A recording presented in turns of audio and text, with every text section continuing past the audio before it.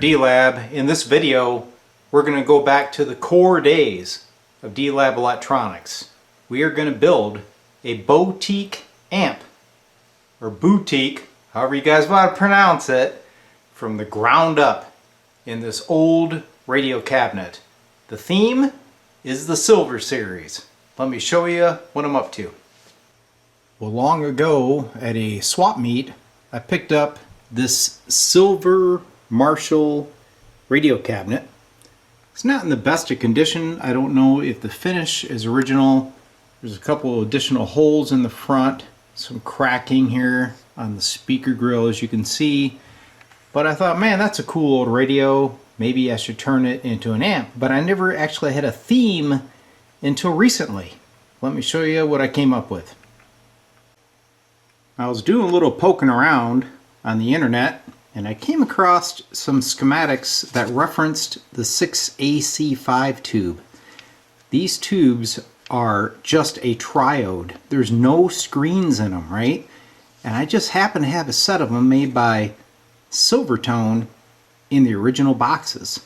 So I thought, hey, we've got the Silver Marshall, got these cool Silvertone tubes, which I've never tried before. I've got a silver chassis, silver power transformer, and a silver Hammond 125H output transformer. So I thought, man, we've got everything here to build a cool amp. So of course I've generated a schematic, and I've selected the preamp tube, which would be a RC6SL7. And for the inverter, a real treat, I have a 6SF5. Also a triode high mu tube. This should be a great inverter. So let me show you what I'm planning on for the layout of the chassis, and we'll start. Well, here's the back of the radio cabinet.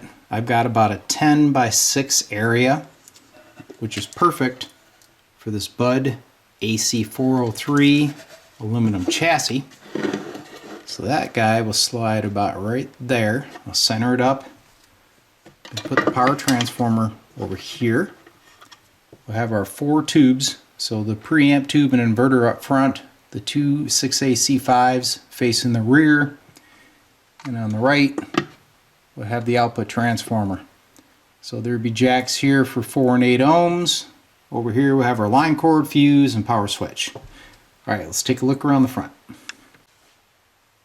So here's what I'm envisioning for the front of the amp. We got these 4 holes to work with. Input jack here, power jewel here, volume and tone. And then this window, I'm not sure what to do with that yet. I really don't want to just stick a piece of plexi in there, but that's the last step. So as I said, I've never worked with the 6AC5 before, but I did come up with a schematic. Let me cut to the JPEG so you guys can see it for what it is. Pretty simple schematic, 6SL7 preamp with the tone control, and you can see that that is switched. It's going to go to the 6SF5 inverter driving the 2 6AC5s. The power supply is going to be diode rectified. I do not have room for a tube, and this transformer does not have a 5-volt winding. We're going to come out of that with around 260 to 285. We'll find out after it's loaded. So I'm going to use 350 volt filter caps. Pretty simple circuit. You can see there's no screens, just feeding the output transformer, hitting the plates of the 6AC5s.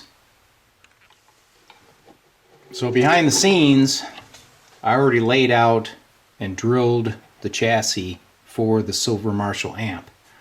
So our power transformer is going to sit here. These are the 2 6AC5s. Here is the 6SL7, and that's being fed by the input jack over here. This is the inverter. Output transformer will be here. So to accommodate the pots and the controls to line up with those existing holes on the cabinet, I had to mill some openings because they're pretty darn close to the top of the chassis. So the volume pot's there. This is the tone pot, input jack, and this would be our dial lamp. I made these uprights for the front. They're pop riveted in place, and this is to support the lamp and the tone control. So there's no need to put like a gusset because there's going to be absolutely no force on those pushing them back. The only force pushing back on the chassis will be the input jack. So she lines up pretty good. Here's my volume, tone with the bypass switch. This hole for the input jack will have to be opened up a little bit, and then the jewel for the power indicator will simply glue into place. I'll get these transformers mounted, get the other jacks in, you can see the full picture. I've got the RCA 6SL7 and 6SF5 installed. I thought you guys might enjoy seeing these silver tone 6AC5s come out of the box for the first time.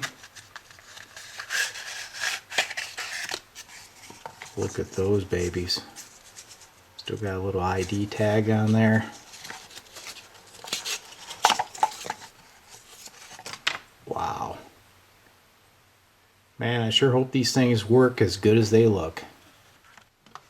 There she is, topside. Looking pretty vintage, isn't it? Got the back panel all set except for the line cord. So let's take a look underneath. There's our lineup. Got some vintage Bakelite octal sockets. I landed a few terminal boards for the wiring, but I'm going to keep this as point-to-point vintage as I can. Okay, so very little use of terminal boards, more direct wiring between the tubes. So how about for the fun of it, I go ahead and wire up the power supply, put a load on it, and see what we get out of this thing, and then we'll know if the high voltage that I guessed at was correct. Alright, got the power trainee wired up. There's the diodes for the high voltage. This is my filament circuit. I've already connected to one of the 6AC5s. I'll go ahead and wire those all up, and we'll get a filter cap in here, apply a load, and see what this thing gives us. Here we go, initial power check. I'm bringing the unit up on a variac. Have a 10K resistor strapped across the power supply. Just one filter cap off the high voltage, monitoring on the B and K. Just plugged it into the variac. You see our high voltage coming up.